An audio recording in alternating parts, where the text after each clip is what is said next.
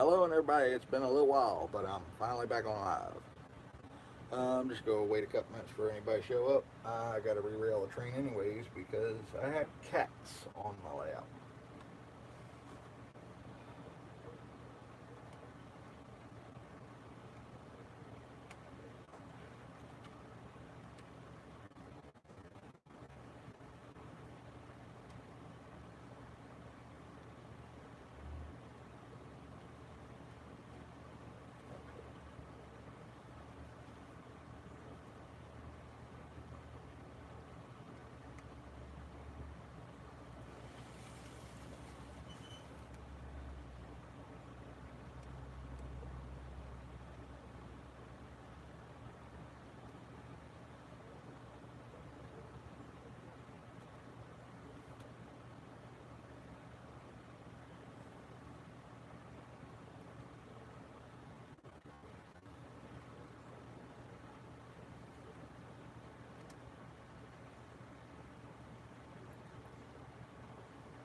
Boy.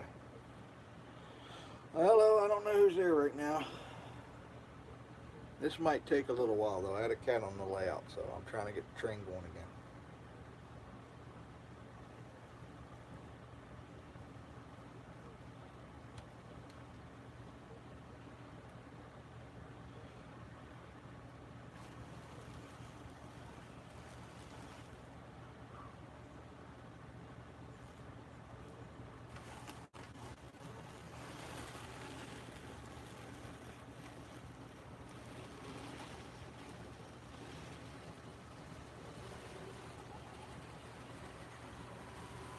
Bear with me 5 seconds. I gotta get something to drink.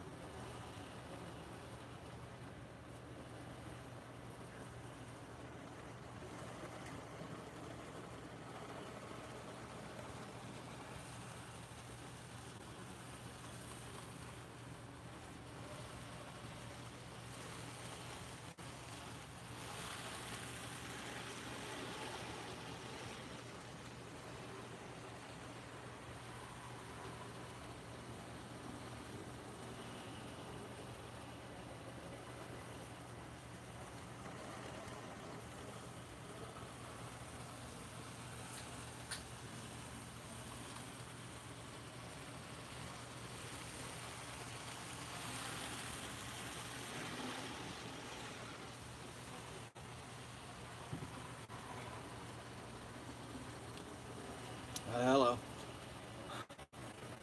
Sorry, I had to run and get something to drink. So I may have missed your comment. Let me see if I can see it again.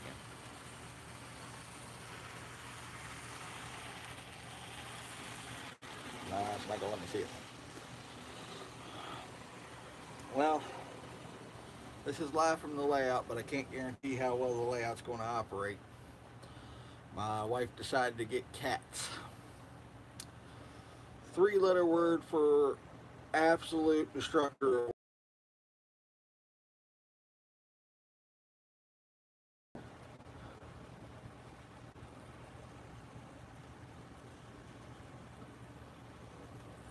Okay. Somebody keep popping in and out on me. That's fine by me. Now let me see if I can see the comments now.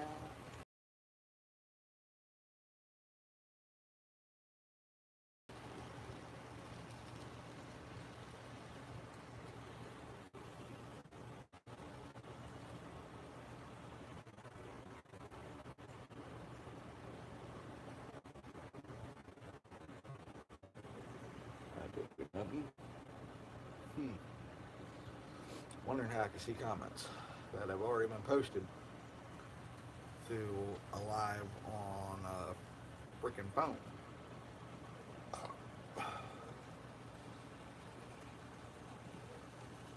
I can see when y'all pop up in here. I just can't see the comments unless I'm here at the moment that you say them.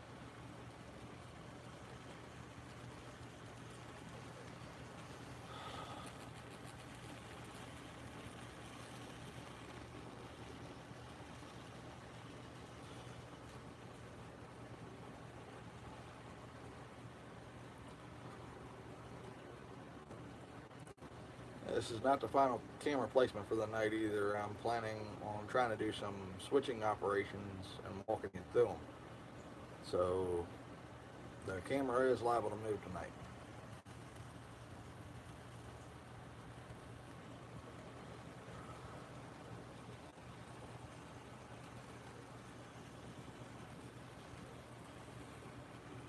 Unless that's the wife on there that told me she wasn't going to join in tonight. I don't know who's on there either.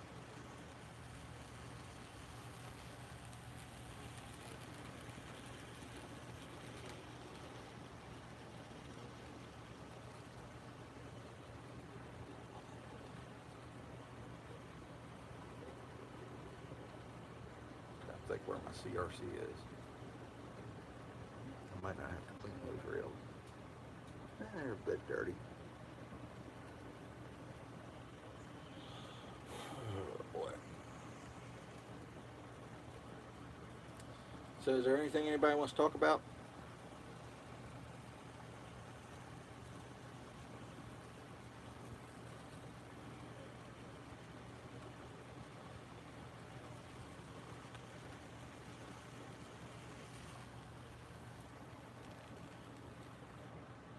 I'm gonna stop this and do a runaround move. Well, hello. Somebody else popped in.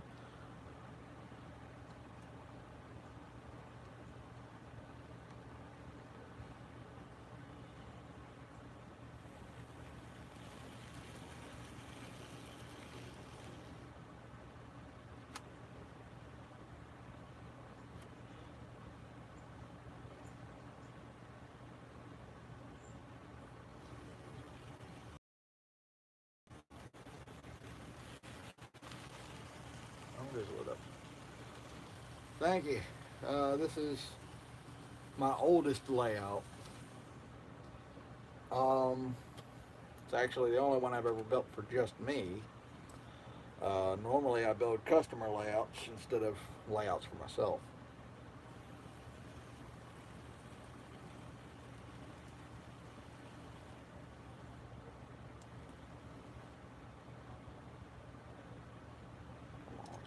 There we go.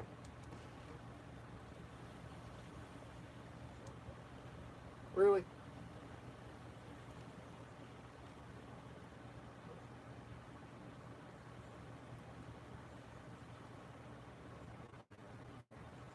There we go.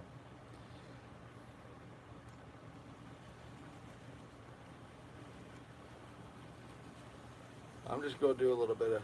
Oh, this one here is built on a 27-inch deep by 79-inch long hollow core door. Okay, that's already set.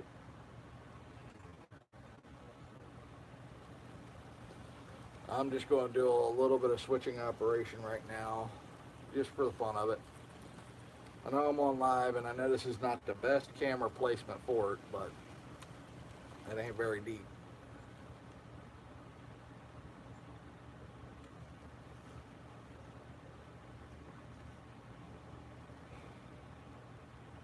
Of course, with the wife's new cats, nothing wants to run right either.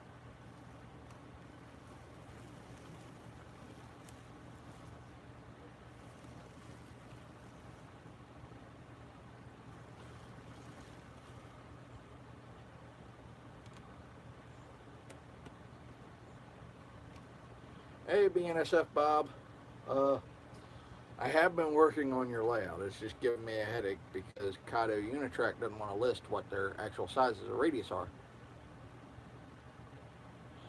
Yeah, that's actually over here in this corner. If you'd like to see it, I can spin the camera around. But you're going to get a different view than most times once I move my soda can. And I guess just move you closer to it if I can. Cord's getting hung up.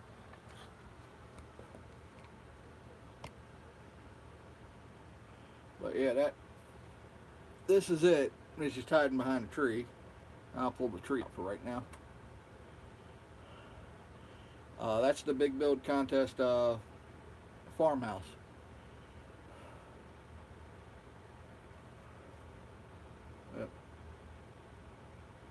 we go. I got my tree stand up right. I just ain't got enough slack in this cord to do too much right now. I ran it under my bridge, so it's kind of what room I have.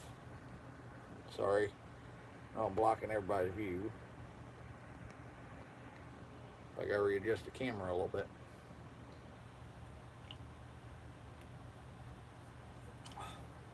I got a drink today because I just took down a big old, I want to say Douglas fir, but it's not Douglas fir. It's a Bradford pear. I did that today and yesterday, and I'm just dying of thirst. But right now, I'm just doing a little bit of switching operation. I'm gonna just do it on live.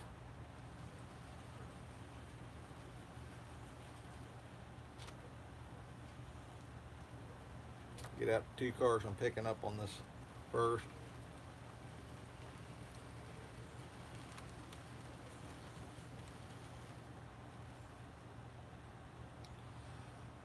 CRC and cat hairs still don't make for a good track.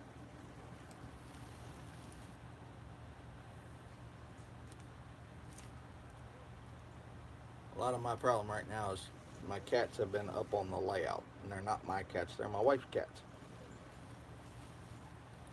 So they've been up here making a mess of my layout, and I ain't run it in weeks. Well, basically I just make room for the new cars and just shove them back in there.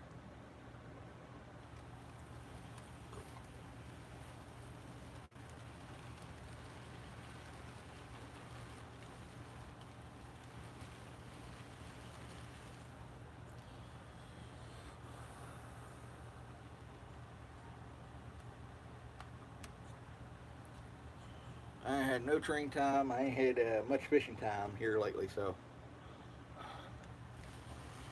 my head's been kind of swollen, and I've been kind of stressed out.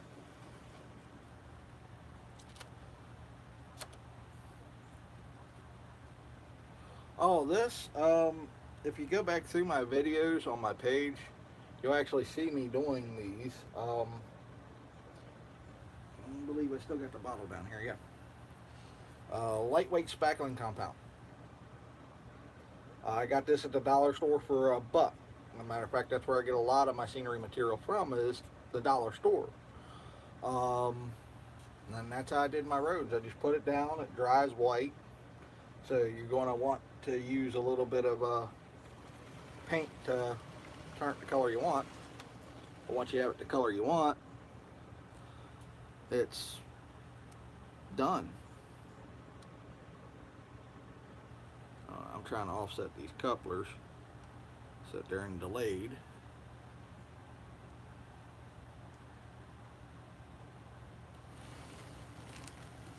I normally don't go this fast during switching, but like I said, my wife's cats have gotten up here and pretty much gotten everything fouled up. I just leave it at that. See, my cars ain't staying on track no more.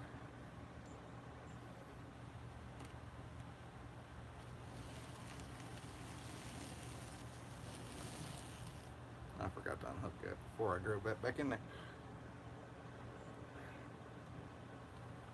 I think for live operations, I'd have to pretty much stick you guys to the ceiling. Hi, Hot Rod. Okay. Am I reconnected at all? I know I lost you guys.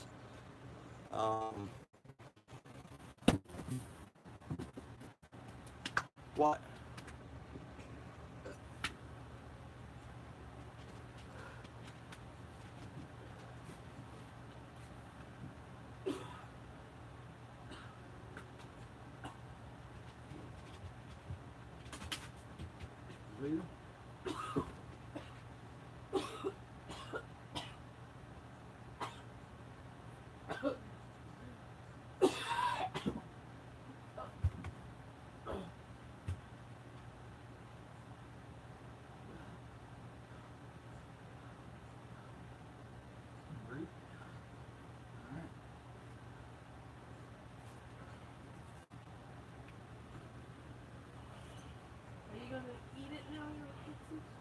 Sorry about that. I don't know if it was a hairball. Um, my wife was choking.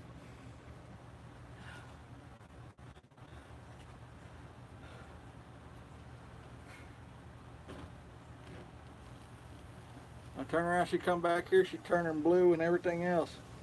Next thing I know, she's waving at me and trying to get my attention. She choked on something. I don't know what. Oh, but a 050 never hurt nobody. No, I'm gonna just do that for this one too.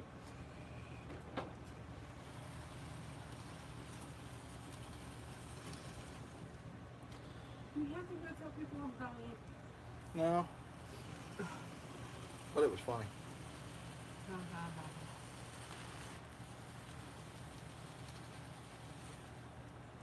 Well, if you go be that way about it, I just 050 the whole daggone thing. I don't know where Jack Jack is. I don't even know if he follows me, to be honest with you, or subscribe to me.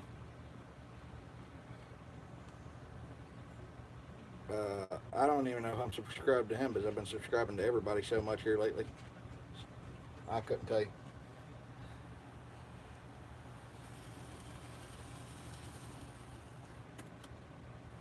Well, so much for wanting to do live operations, because I'm going to have to go through and reset all these couplers and fiddle part with everything because of these daggone cats getting up on my layout. N scale, cat hairs, and cat dander do not mix. Some of you guys might get by an HO scale with cats, but you ain't getting by with them in N. At least not easily.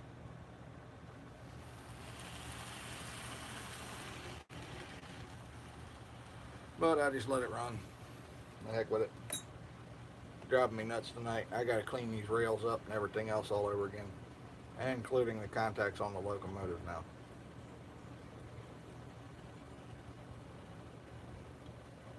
I'm lucky their ears ain't binding. Jack's doing a lot of overtime. I'm trying to tilt this up just a little bit. Ah, there we go. Now I got a straight picture. I ain't falling off the side of the hill. I've been pulling a lot of overtime myself too.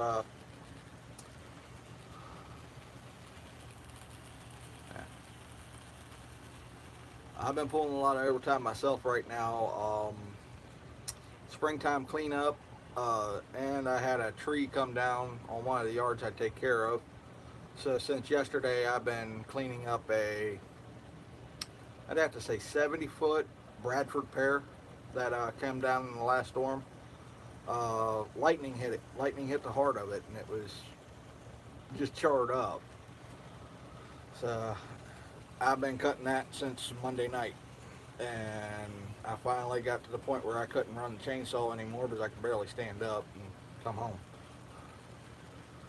Yeah, Bradford pear is a mess because when it comes down, it's got so many little suckers that come off of it. It takes forever to buck the thing up and get it cut into firewood and separated by brush and ready to burn. Hi, Jeff. Sorry, I'm going by little logos right now, and it's just kind of, I squint. I'm an N scale, and I'm squinting in order to see what's on my iPhone.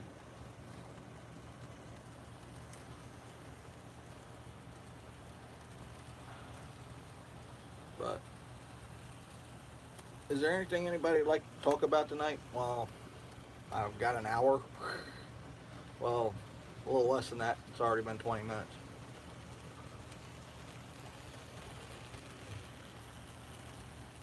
Let me get this thing slowed down.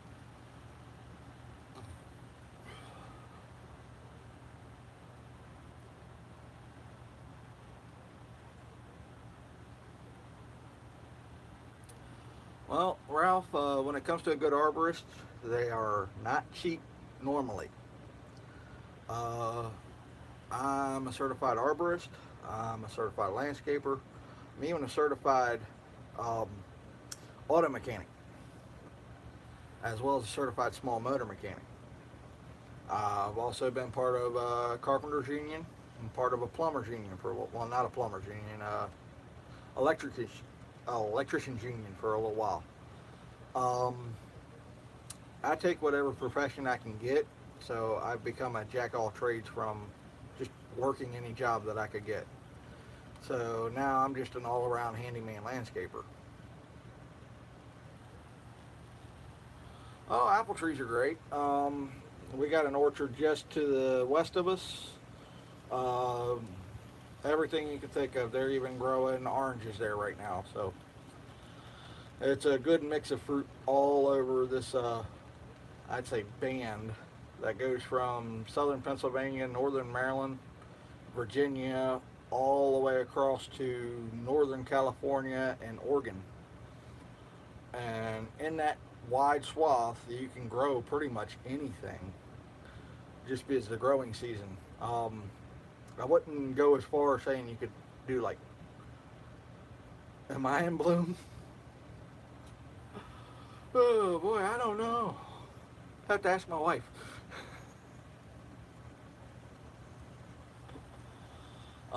I know all the trees are in bloom right now, except for um, cherry trees and stuff like that. Apple trees are no longer in bloom. They're already starting to bud fruit. Just about everything's already started to bud fruit, which means it's lost its flowers and is starting to develop a little round thing that looks like a nut. Gets about that big. And that's what they call fruit bloom. It's just the start of fruiting. Yeah, I grew up on a farm too, so I know my crops pretty well.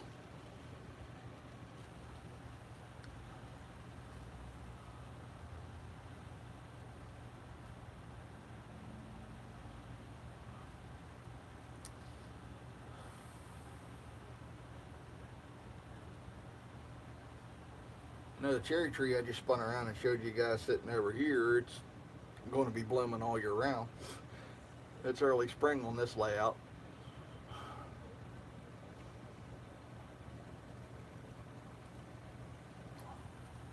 Right before the first baling of the season.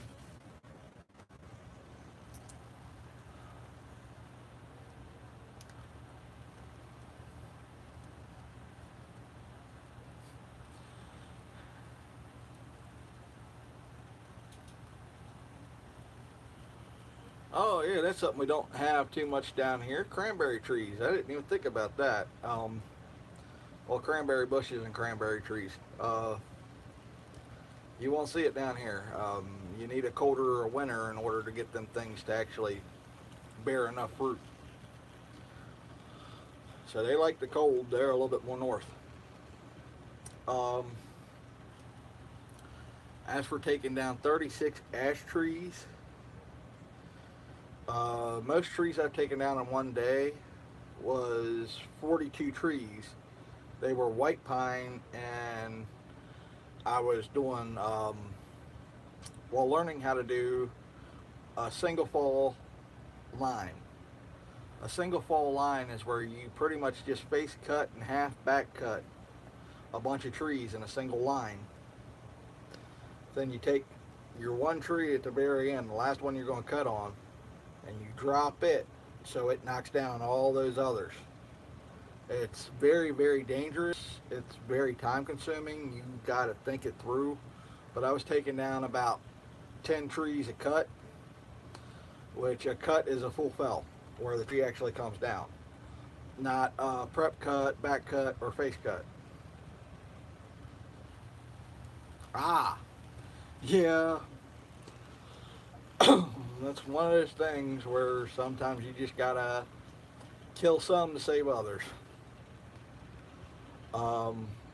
I've had pine beetle and woolly burr, which I thought was a caterpillar for years, but it's actually a tree-eating bug. Getting to a bunch of oak and pine, and I've had to clear cut them. I don't like to do that. I like the arboristry aspect of tree care. I like to be able to thin them out,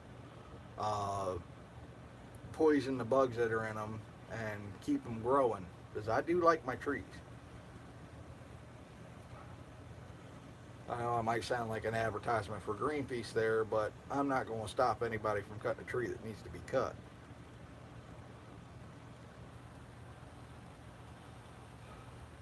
Sometimes the best way to conserve something is to take care of something. And unfortunately, with trees, sometimes it's you got to take them down.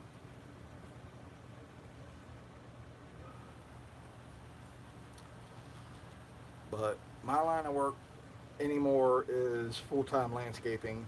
I don't do too much else. I'll do handyman extra on the side just to make a little extra cash, but I like to be able to jump on my riding mower, sit my butt down, enjoy myself for 2 or 3 hours, and just mow. Doesn't mean that I screw off and don't do yards correctly. It just means that I enjoy my work. You know, it wasn't the work that I aimed on doing in the first place, but you find something you enjoy and you can stick with it for a while. Just, I mean, heck, we're all talking right here. If we could make money off of our model trains, we'd be happy people.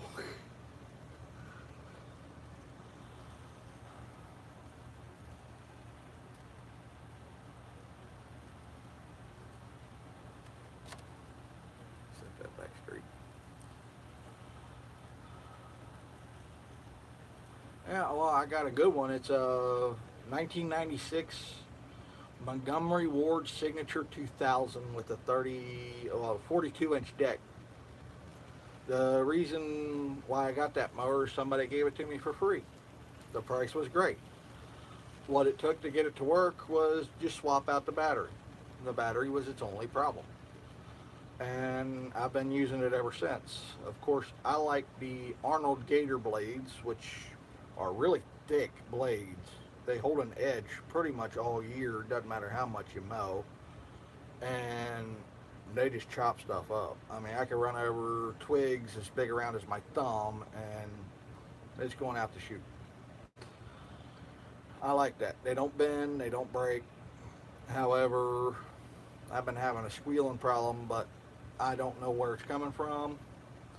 And it's been happening ever since I wound up jamming the deck into a bit of concrete because somebody was parked where they don't belong.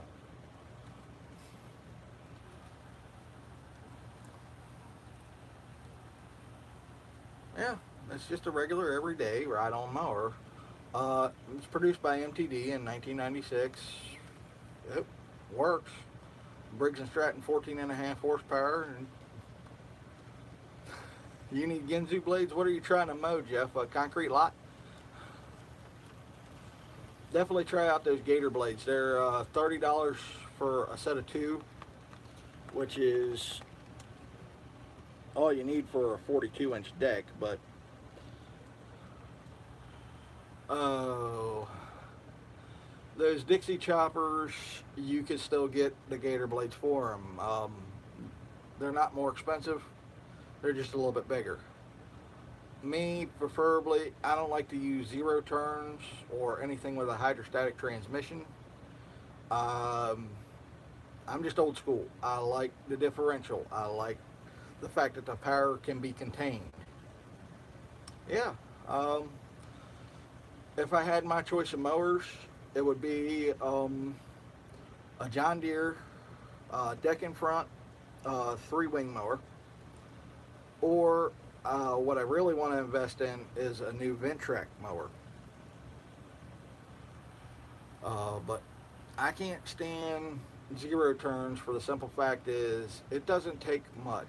The ground to be a little bit wet, tires to be just a hair bit overinflated, and it's very easy to slip a hydrostatic tires that'll burn the grass root. It'll literally spin the tire hard enough to rip up the grass root. So I feel with them I'd spend more time reseeding lawns from just burning holes in the yard than I would from taking care of it.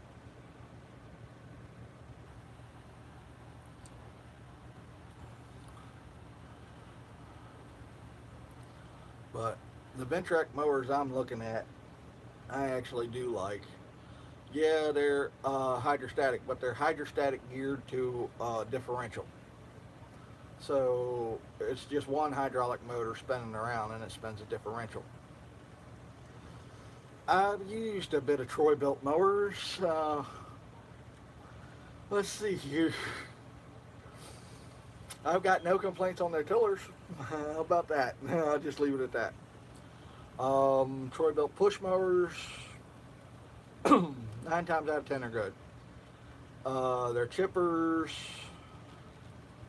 really need a beefier blade. Um, I need a new chipper anyway, so.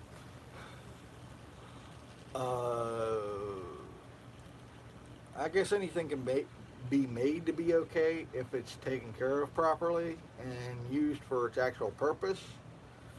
When you talk to a landscaper that's actually got acres to mow, not just 2, maybe 3 acres of their home yard. When you got a landscaper that's going from yard to yard, he's got to memorize all these stones, all these things that are in the yard, and be able to avoid them at speed. It's a lot to remember, and if you miss one thing, you're going to chip a blade.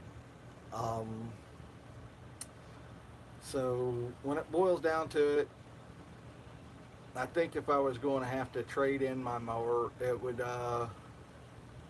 have to be for a Ventrac or a Yazoo or a John Deere front deck. And the only reason why I'm saying any of those is because I have acres to mow. If my mower could handle just the small little yard and do the small little yard, I'll use it. But my mower at that point would become a standby mower. I need to get a new push mower anyways, and they're expensive.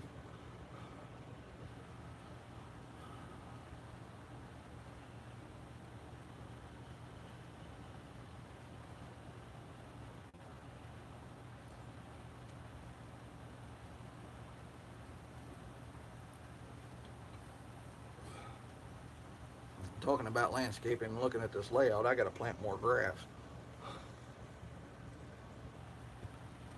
I got some bare patches.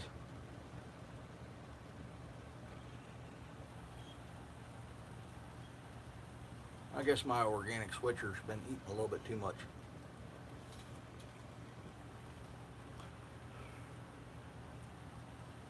Anybody remember this little guy? I've got bare patches all the way around here. He eats too much.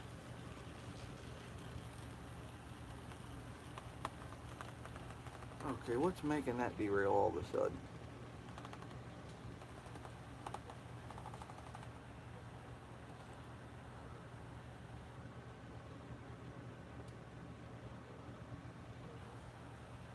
Hey, if anybody can get a hold of Eric Hall, tell him I want one of those tables that he printed up for himself that he's going to put under plexiglass. Got all the car weight on a scale. I need one. If he wouldn't mind printing one out on his computer and sending it to me, it'd be awful great. I went and looked up all of his links to there, and the only thing he didn't link to it was the actual table he used. But I'm thinking my car's a little underweight, or the cat's put something in the track I just can't find yet. I don't see anything.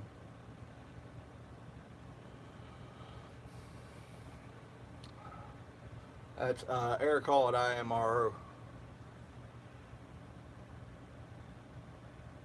Yeah, I have no printer right now. So if somebody wants to print that out and mail it to me, I'll send them back the, what is it, 52 cents for the stamp?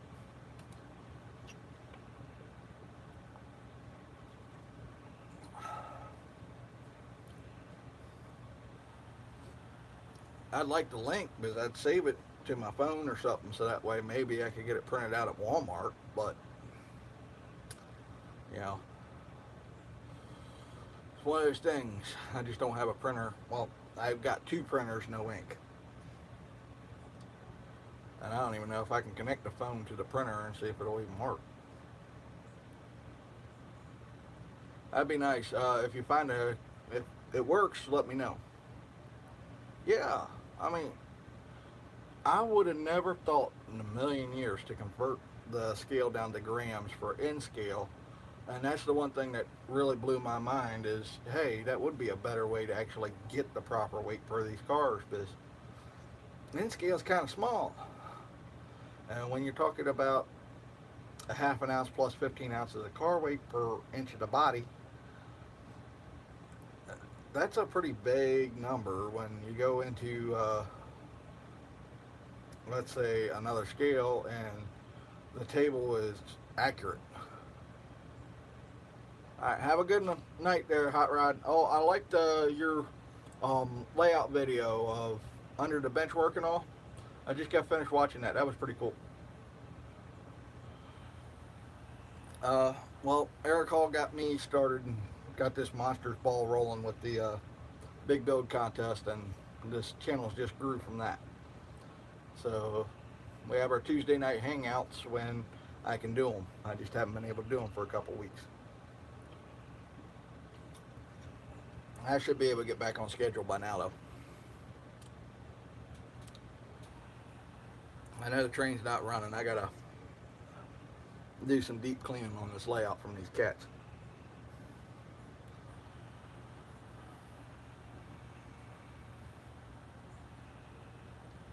So, are there any questions or anything about how I'm building the big layout? That I know my last 2 videos have been slideshows, and I'm sorry about that. But I'd get in the house and I'd go back and check the audio, and all you could hear was the wind. Drove me nuts. So I had to pretty much just crapshoot it and take stills and go back at it. I'm sorry about that. Video this Sunday, though, you guys hopefully will like. I'm putting the track plan down actually on the plywood and marking out where I need to cut the plywood to have more of a skeleton frame. So bear with me this Sunday and give it a watch. I think it'll be a little bit more entertaining than a slideshow.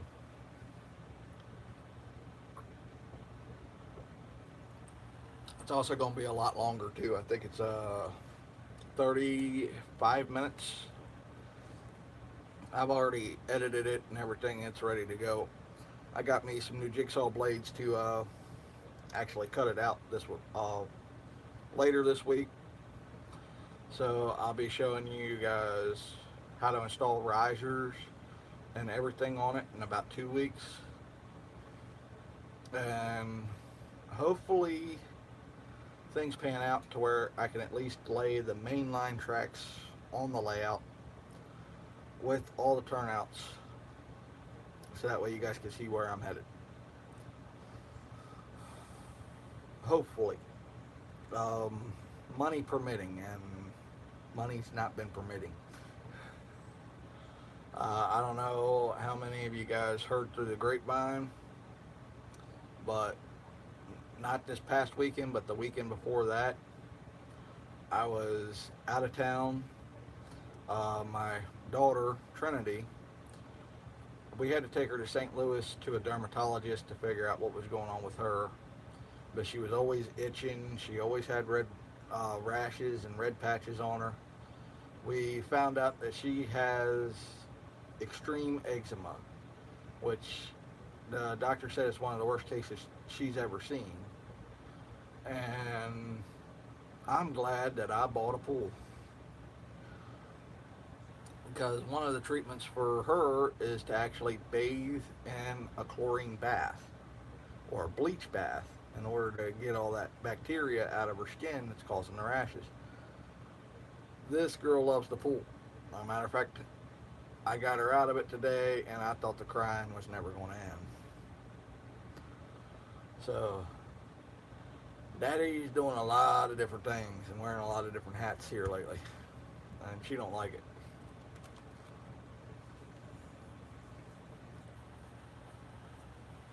I thought Hot Rod already left.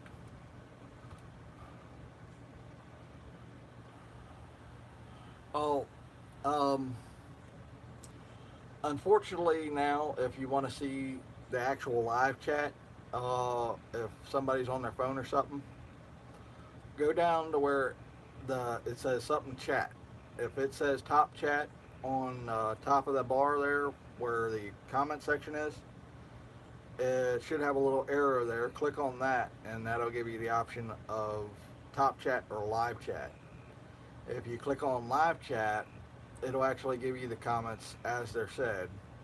And I found this out from uh, pretty much experimenting on my own, watching Sparky's videos and stuff like that, that I thought I was getting things a little out of time. And I was. So if you want to stay on track with what's being said, click on that and make sure it says live chat. That way, whenever somebody says something, it's right there. The last thing said.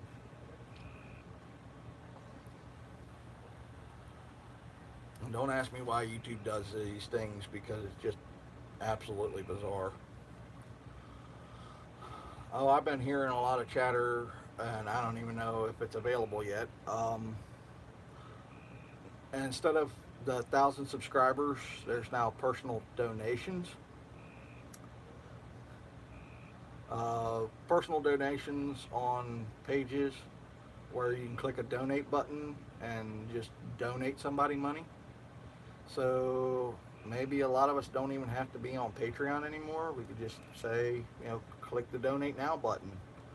I know we've been using Patreon, PayPal, and stuff like that, and kind of promoting them on our pages. And the reason for it is basically, you guys like the content, you watch these shows and everything else. These shows get expensive. Hey, Jay, how you been? But these YouTube shows get expensive on the modelers' end. And we're trying to do things to help out everybody. But quite often we find our pockets ain't as deep as we would like. It's not begging for money or anything else. This content can get rather expensive. Yeah, definitely overworked and underpaid for trying to present to YouTube. Guys, we spend hours behind the scenes trying to come up with new ideas, trying to come up with ways of doing things, something that'll work for everybody and get a lot of people into the hobby.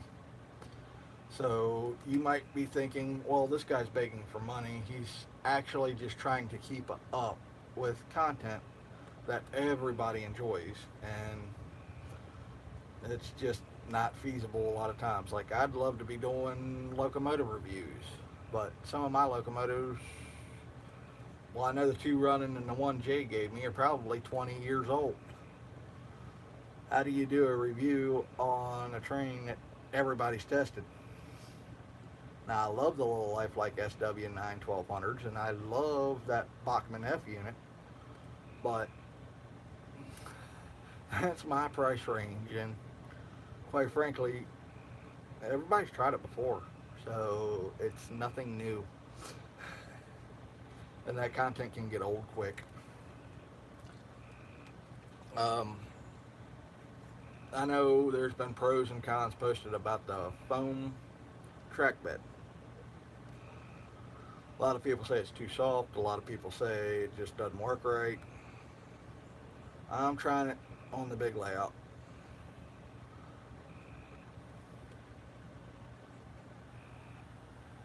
Yep. And that's our big stumbling block. I have that same problem. I have a hobby budget myself of $20 a month. With that, I add in my Patreon, which is another $18 and some odd cents a month. It pays for the plywood and 2 turnouts, or plywood and 4 pieces of flex track. Money doesn't go far. You got your eye on some N-scale stuff at the hobby shop, Jay? I think that's what you said. This daggone thing gets to be too quick sometimes.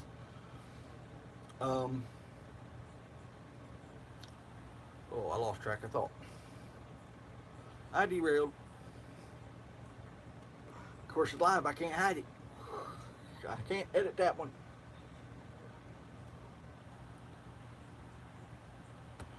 Well, I'm already subscribed to you, Jay, and I've got 98 subscribers, so I'm 2 away from 100.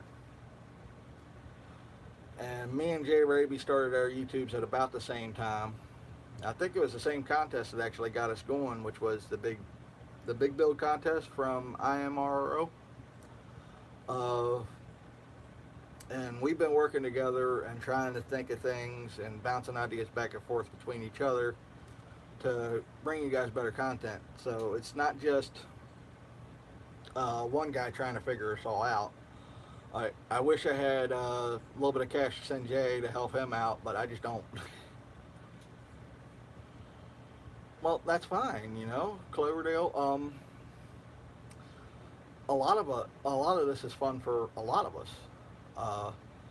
But the point is that some of us try to do these weekly videos or monthly videos or even daily videos. Eric Hall just about drove himself nuts, spending about 4 to 5 hours a day thinking up content, doing content, editing, and everything else. That was not his main source of income. However, he's been unemployed now for, I think, a year and a half, maybe 2 years. And he's still trying to find a job as far as I know. He used to work for IBM. I mean, not IBM, Intel. And it's a computer, so sorry. And he was doing them daily. But it wasn't the fact that he didn't have the time to do them daily. It was the fact that he had the money to do them daily. I do them once a week, and getting $20, $25, $40 worth of stuff a month doesn't really keep up with an entire month's worth of content sometimes. Now, bench work, in order to do it right, it takes a while. And I've got a lot of bench work to build. I've got 4 pieces to build. I don't get that option. Well, I don't know. I'd have to talk to Chuck to see if he actually does do that. I'd love to do layaway, but not a lot of hobby shops anymore have that. It's either cash up front or get your butt out the door. But you got to ask the actual hobby dealer if you can do credit through them or layaway. That's about the best way to do it. Because right now he's got some awesome, yeah. Right now down there, Chuck Steepo, he got some awesome in-scale big boys. And I seen it and I just about lost my pants right there. That thing is exquisitely detailed. If it runs as good as it looks, it would surprise me, but yet for $327, it ought to. Sound equipped, everything, all the bells and whistles are there. Man, if I could afford it. And maybe somebody can correct me on this one, but I don't think Model Power went under. And I personally have a lot of items I'd like to get from Model Power. Did it go under, or is it okay? Because I've been hearing rumors mix and match. We'll get a description. Okay. Call me if you can wait about 20 minutes. No, they're gonna be closed. Okay. Well, if the car stops, I'll give you a call. No, use the car. I'm just going to Walgreens and back. That's perfect. Use the car. Oh, I'm gonna try. Okay. Sorry, the car's been giving us fits on the front driver's side caliper. It keeps sticking, so I'm trying to get more miles on the car.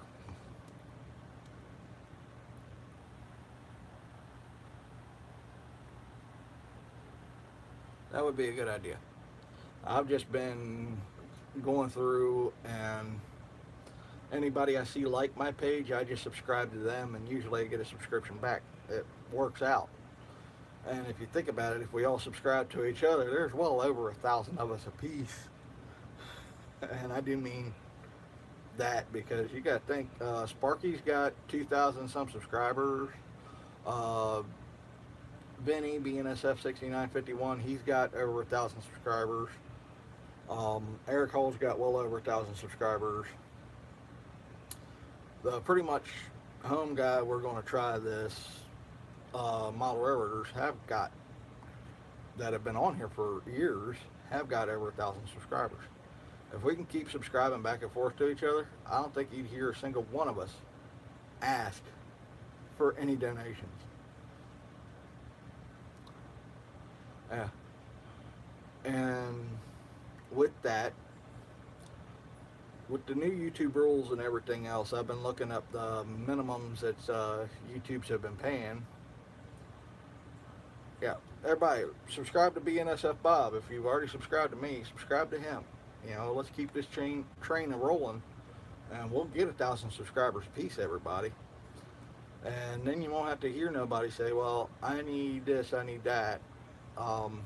Yeah, Jeff, definitely go to his page. He's got some good content on there. I think he's got 2-3 videos now, maybe more, I don't know. Go ahead and hit the subscribe button to him. Even if they don't have any videos yet, if they're subscribed to you, subscribe back. We boost the content that way, and as long as there's a bunch of subscribers to an actual content, they'll break it down into a new category for us, and once they do that, we will be making good money off of YouTube. Because if you can actually do a category, you're guaranteed about 17% more ad revenue. And so far, Model Trains does not have a category in YouTube. So if we can keep subscribing back and forth to each other, and we can get that Model Train category, bam, we're looking at a lot higher ad revenue for YouTube, because it'd be a searchable content feature, and we would have a little bit more ad revenue going to the guys that have over 1,000 subscribers. I'm not in that category yet at all. I've got 98.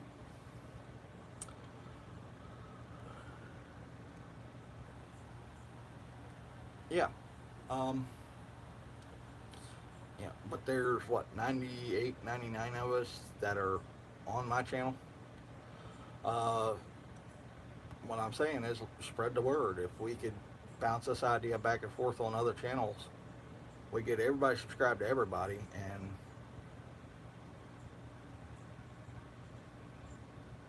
yep, and that's what I do too. I've been surfing YouTube a lot looking for other train guys. I just subscribed to probably about 17, maybe 20 more in this past week alone. Yeah, like I said, Bob, I'm still working on that track plan. It is a nightmare with Kato Unitrack.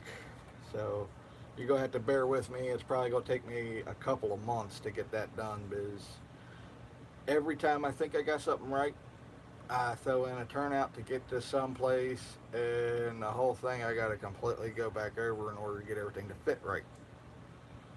Kato Unitrack is not the easiest thing to track plan with. I love coming up with that gap that's just a hair short for a daggone expansion piece too. Well, I don't know if I've subscribed to that many, but I don't pay attention. I just keep hitting the subscribe button to everybody I see that I like their stuff, and it just keeps growing.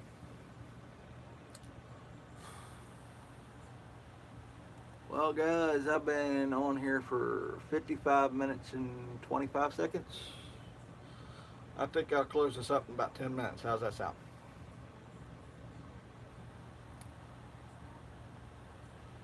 Me too, when I have the time. Here lately, between mowing and cleaning up trees and cleaning up trash out of yards and stuff like that. I've had my hands full, including the wife's back surgery and everything else. Wife's doing okay. She feels up to driving and everything again. So, yeah, you could probably cut them and make them fit. The thing is that you'd have to not only cut the track, but you'd have to make a notch or cut the track in half and take a chunk out of it and shorten it and put in a rail joiner that way. I don't know, maybe I've got some spare Kondo Unitrack. Maybe I could actually experiment and see of an easy way to do that. I gotta get a thing of track joiners anyways for the big layout, so I'll experiment with that, and I'll probably even do a video on it of how to shorten a piece of Kondo Unitrack. I mean, I've got plenty of super glue. I got a whole nother pack like this, and this one I've only taken one out of. So, I get my super glue at the dollar store. CA is CA to me. It works. Hey, Scrumptious. Boy, you're a bit late to the party. We'll be on for a little while. I think I subbed Cloverdale 2 weeks ago. I'm glad I did. He got some good stuff. I'm surprised Emergency Trains, Planes, and Automobiles is not on here tonight, because he usually doesn't miss a show. But then again, I've been out of it for what, 3 weeks?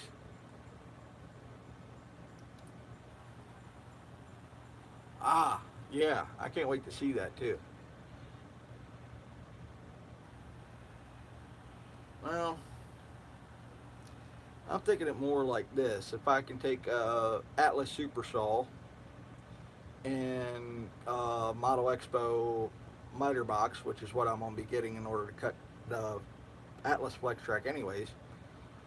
If I could put a Kondo Unitrack in there and get a perfect 90-degree cut, shorten it up by taking another chunk out of it, and then just taking a hobby knife and cutting underneath of it at the rail ends, and sticking the track joiners on there, bringing it back together, soldering those track joiners, and then using super glue to reattach the plastic from underneath. That might be a cheap and easy fix to fix lengths of Kondo Unitrack.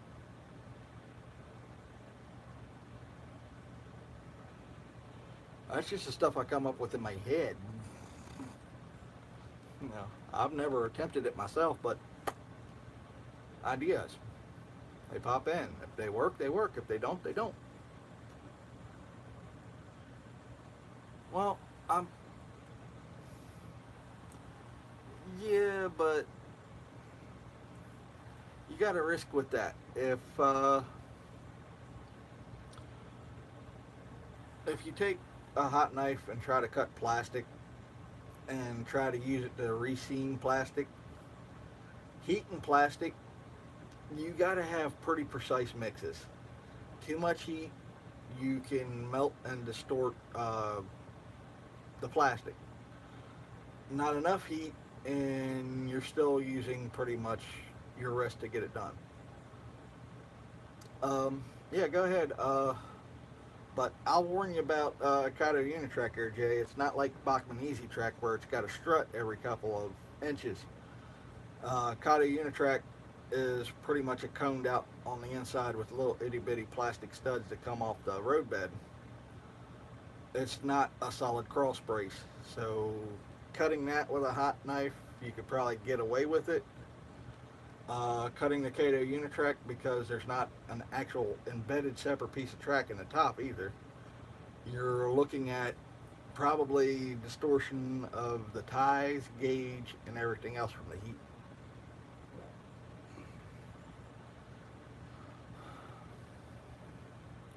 Hold on 1 second.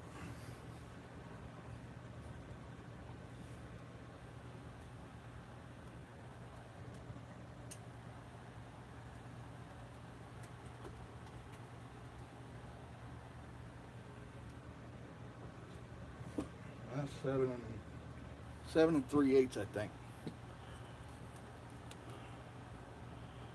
See, all this in the bottom. If I flip it over, the ties are actually detail that is molded into the roadbed. It's not a separate piece of track here. This is just detail molded in. And when I flip it back over, you can see that every place where it pinches the rail, that's pretty thin, all up in there, and it comes out through. It's, I'm not saying you can't, but this is only about where fingers are actually at, is only about the tie height of a piece of Atlas snap track. It is very, very thin on the inside. So I don't think it'd take much to distort the gauge if you're going to use heat on these.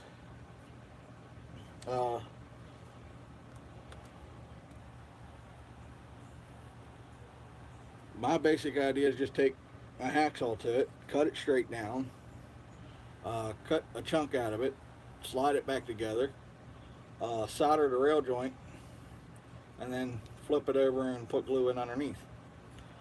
I'm pretty good with solder, actually. I've gotten the hang of it over the years. I know to use flux now, and it makes a big difference on how much heat you need. So I've gotten to the point where I might melt the tie one in every 250 joints of track that I'm soldering.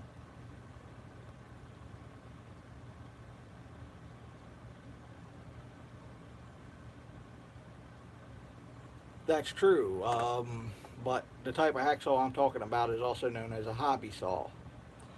It's a very, very super fine tooth blade. Yeah, razor saw.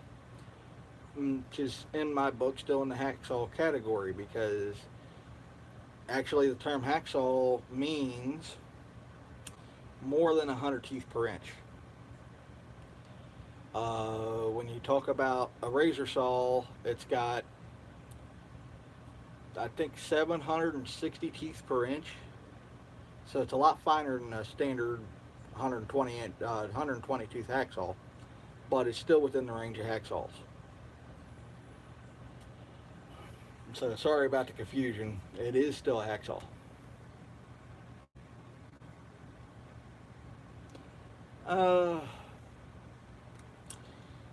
I could do that, but I run into a little bit of a problem. See how fine the gap is between the joiner and that base there? It don't move. It's the same as that on the other side. Still, again, unlike Bachmann Easy Track. A Dremel might work, but I think you run the risk the same as using a hot knife to cut it, because when you're using a cutoff disc or something, it creates a lot of heat, and it's not a controllable amount of heat. So you could wind up bending the two sides in or warping the gauge. That's just my honest opinion. There's probably guys out there that can do it without a blink of an eye. Me, I worry about whatever I do, any of these how-tos, is I know there's beginners and I know there's advanced, and I know that there's avid model railroaders out there or pro model railroaders out there. I'm not the pro. I'm not an amateur anymore either, but I want to be able to get people that know nothing about this hobby into the hobby. I also want to keep us guys that have been in the hobby for years engaged in content that makes them think. It's a pretty good balance. It's a heck of a balancing act, actually. And with that comes a lot of headache. Is, I mean, I call a turnout, but I worked on the Maryland Midland Railway for 3 years. To me, it's a track switch. The only part of it that's an actual turnout is the points. Or the control stand. That's a switch stand to a lot of people. It becomes confusing when you try to use railroad terminology in a model world.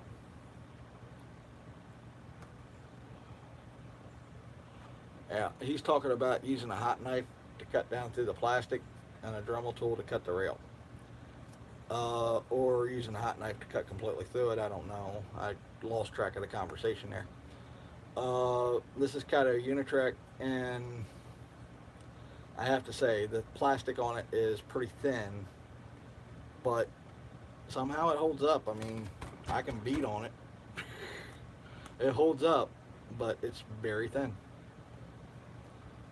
So,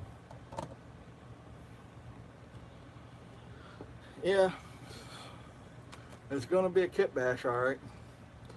Styrene would probably make a stronger joint, but I don't think it'd make a better joint, to be honest with you. I'm already taking two pieces of plastic that are same height, same thickness, and putting them back together after running a razor saw through it, or hacksaw, or hobby saw, whichever way you want to put it. And I'm talking about a light amount of heat. It'll cut through the plastic, it'll cut through the track, but it's not something that you need to keep an eye on. It needs to be perfectly controlled, because I want somebody that's probably never used Kato Unitrack before to try it. I want somebody that's been using Kato Unitrack for years to go, oh, I can do that. Alright, so I've got to put things into that kind of perspective. I have the scrap piece, I can try it.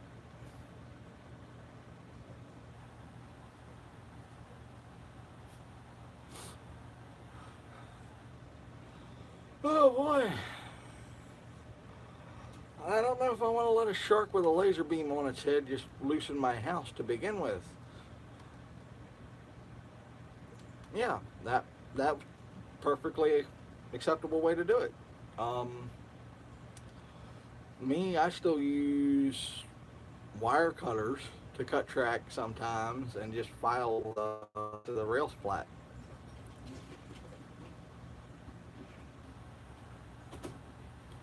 Yes, but I'm talking about somebody who doesn't have a ton of money either. Was Jen ready to go outside?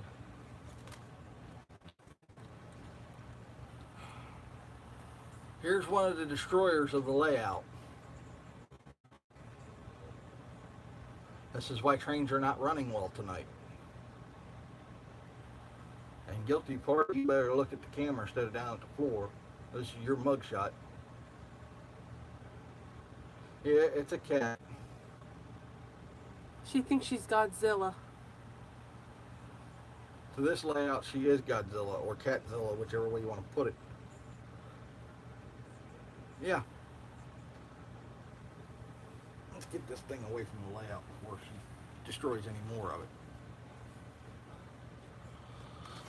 That's Jen. The other cat's name is Whiskey. What, you want to get in my way anymore? Do I need to back up another foot? No, I don't want to be on camera. I look like a hot mess. Yeah, well, and in scale, it's Catzilla times 160.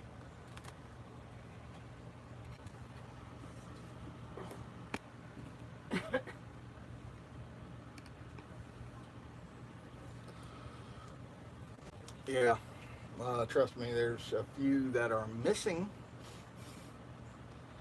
Yes, cats and layouts do not mix, and now I'm all white because of this daggone light. Hey, the cats ain't knocking the daggone things off the track, you are. I'm not having in the way. I'm not as tall as you. I gotta reach something on the layout, I have to stand on something. Or you could just come over here and introduce yourself. They know who I am, I don't have to introduce myself. There's new viewers. Okay. I don't know if Jen's even still on here, but there's only 4 left. Oh, I've been on for an hour and 10 minutes. Yeah.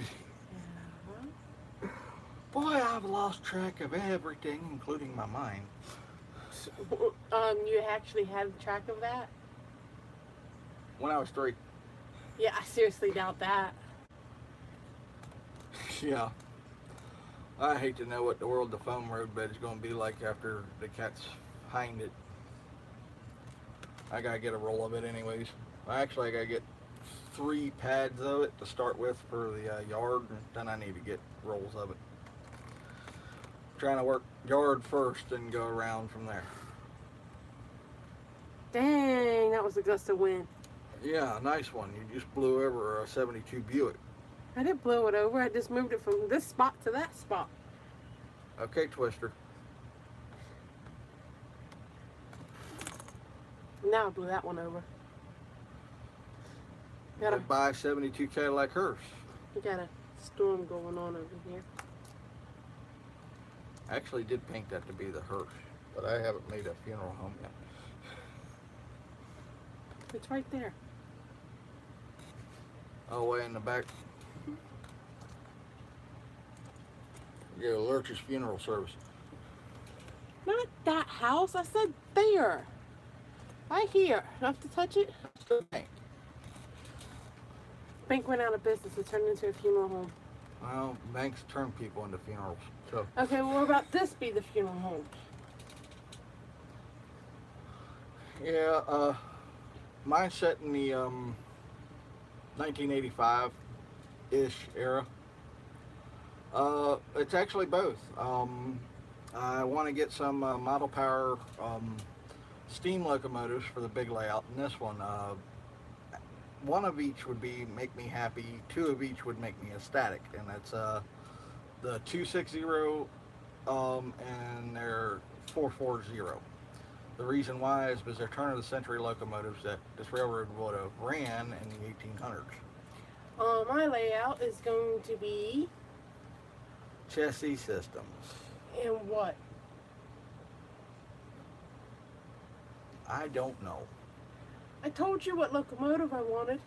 Oh my gosh, so much you pay attention Well, to. Chassis systems in Norfolk Southern. Steam. Well, oh, she wants the CNO 614, Duh. which I told her was possible to make her happy.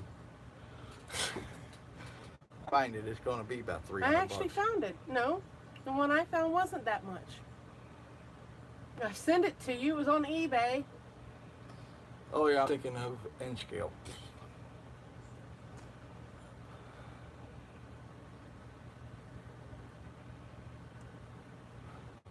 Well, there you go. Jay destroyed his as a kid. Shame, shame, shame.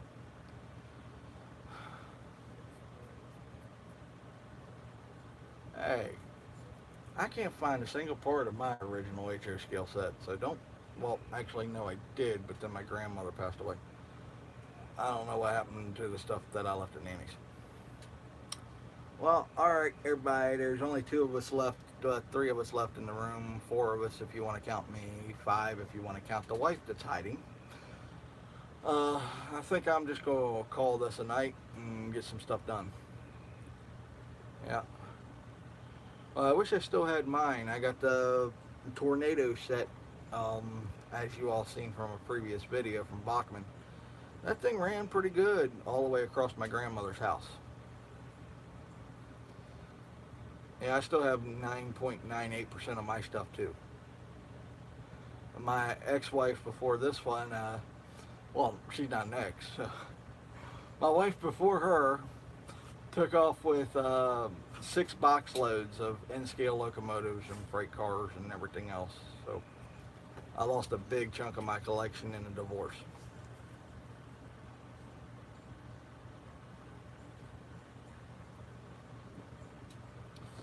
Well, everybody, so long. Have a good one. I'll have a video up Sunday, and I'll be back next week, same time, 8 o'clock Central, Tuesday evening. Ooh, man, that hurts. Of course, that's one of those things where your friend didn't know how expensive it was to start with, did they? Probably did. Well, come back, you know, I enjoy talking to you guys because it gives me something to do on a Tuesday night. Don't unplug me yet.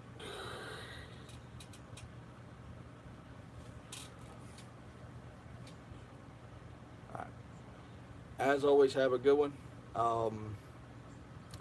I don't know, everybody's been saying happy railroading here lately, happy model railroading here lately. I'm just going to say have a good one because I mean it from the depth of my heart. I want you guys to have good days, good nights, everything. So just have a good one. All right, I'm getting ripped off the camera, so I gotta go. Bye.